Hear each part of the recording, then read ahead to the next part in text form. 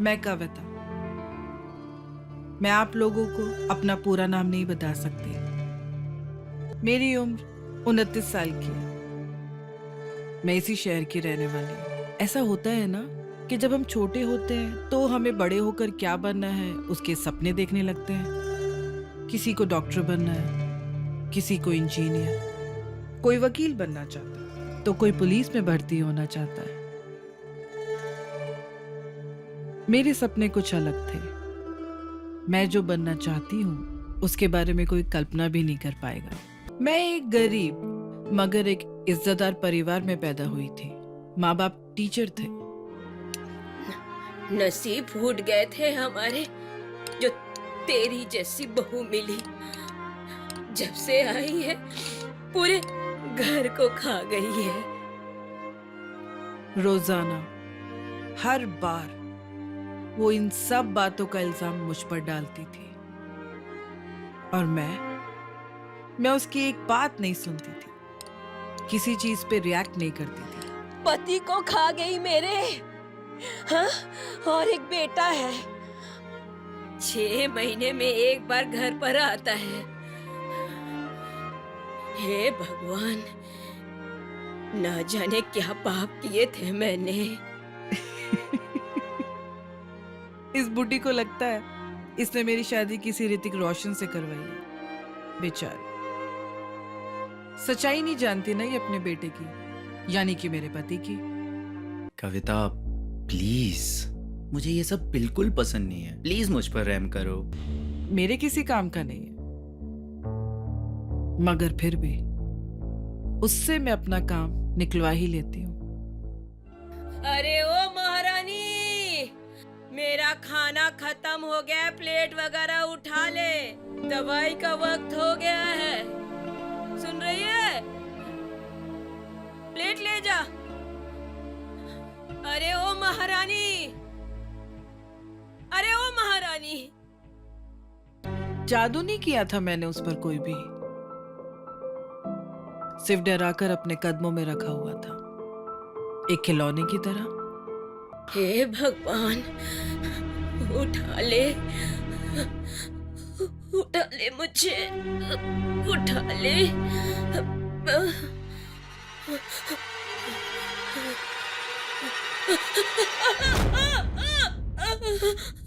अरे हाँ, और मैंने सुना था कहीं पर कि अगर उसके कमर की निचले जगह पर गहरी चोट आ जाए तो वो पैरालाइज्ड हो जाएगी। अच्छा ही है ना, जो सुना है उसे सच में किया जाए। मेरा आइडिया काम आ गया। अब वो अपने कमरे में हिलती डुलती पैरालाइज्ड पड़ी है। अरे हाँ, मैं आपको बहुत ही ज्यादा जरूरी बात तो बताना ही भूल गई। ये जो किरदार आप इस वक्त देख रहे हैं, मेरी सास, मेरा पति मिठा और ये मेरी जेठानी, ये तीनों ही किरदार आप सबको मेरी कहानी में अलग अलग रूप में दिखाई देंगे। मगर पहले आते हैं बुढ़ी पर, और इस तरह से बुढ़ी पैरालाइज्ड हो गई और सांस लेने के लिए उसे ऑक्सीजन पाइप भी लग गया। वो मेरी परमिशन के बगैर सांस भी नहीं ले सकती।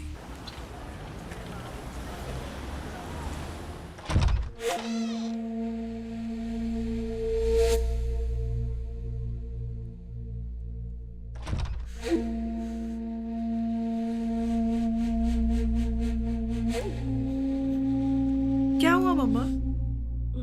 मुझे देखते ही आपकी पूरी बॉडी वाइब्रेट क्यों होने लगती है? घबराइए नहीं, कुछ होने नहीं दूंगी मैं आपको। खिलौना है आप मेरा।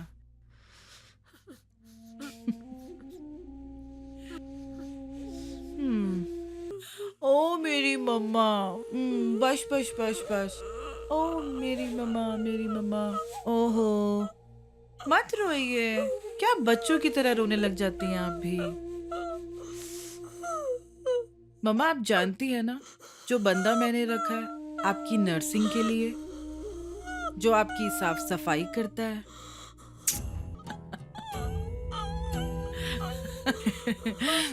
चलिए चलिए, बच्चों की तरह रोना बंद कीजिए। अब आप मान जाइए मम्मा।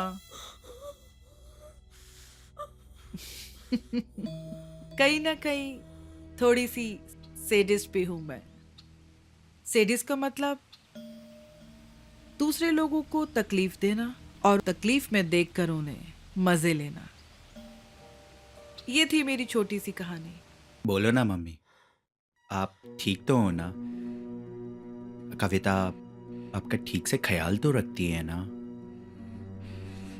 मुझे पता है मम्मा, आप कुछ बोल नहीं सकती, लेकिन इशारों से कह तो सकती हो।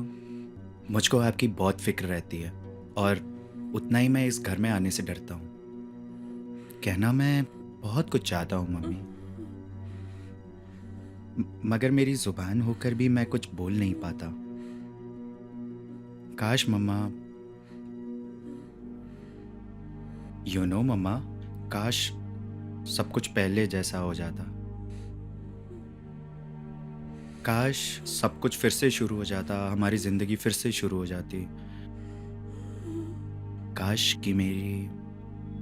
कि मेरी शादी नहीं हुई होती, फिर शायद मैं खुश रहता। अरे क्या बातें चल रही है माँ बेटे में? मम्मा, मेरी बुराई तो नहीं कर रहे ना आप? कुछ नहीं, वो हम दोनों माँ बेटे एक दूसरे का दुख हल्का कर रहे थे। मैं ये कह रहा था कि आज की डेट में जितना ख्याल तुम रखती हो मम्मा का, उतना कोई भी बहू किसी के लिए नहीं करती। We are very thankful to you. Oh Karan, मम्मा अरे कितनी एंग्शियस हो गई है देखो। मम्मा, फिर से शिवरिंग, वो भी इतनी ज्यादा। करण, कोई टेंशन वाली मम्मा। बात बोली क्या तुमने मम्मा को? तुम एक काम करो, रूम में चलकर फ्रेश हो जाओ। मैं संभाल लूंगी मम्मा को। जाओ।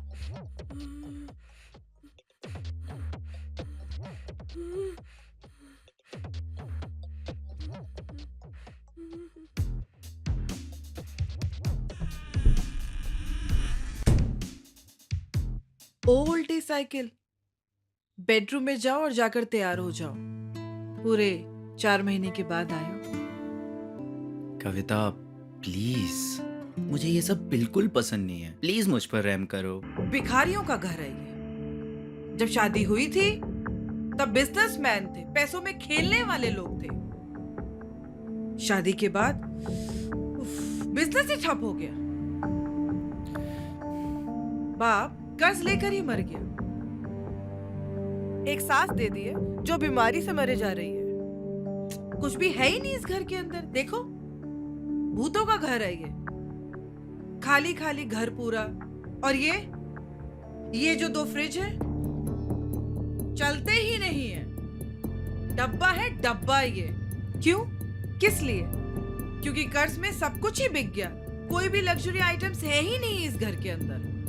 तुमको क्या लगता है तुम्हारी सैलरी से ये घर चलता है? तुम्हारी सैलरी जितनी भी आती है वो सारी कर्ज को चुकाने में चली जाती है। ये घर, राशन, तुम्हारी माँ, उसकी साफ सफाई, उसकी दवाइयाँ कहाँ से आता है? पता है तुम्हें? नहीं ना? बताऊं तुम्हें कहाँ से लाती हूँ ये सब पैसे में? यार जाओ बेडरूम में और जाकर तैयार हो जाओ।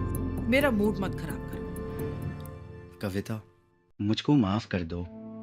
ओह, जो कुछ भी परेशानी हुई है तुम्हें, मेरी वजह से हुई है।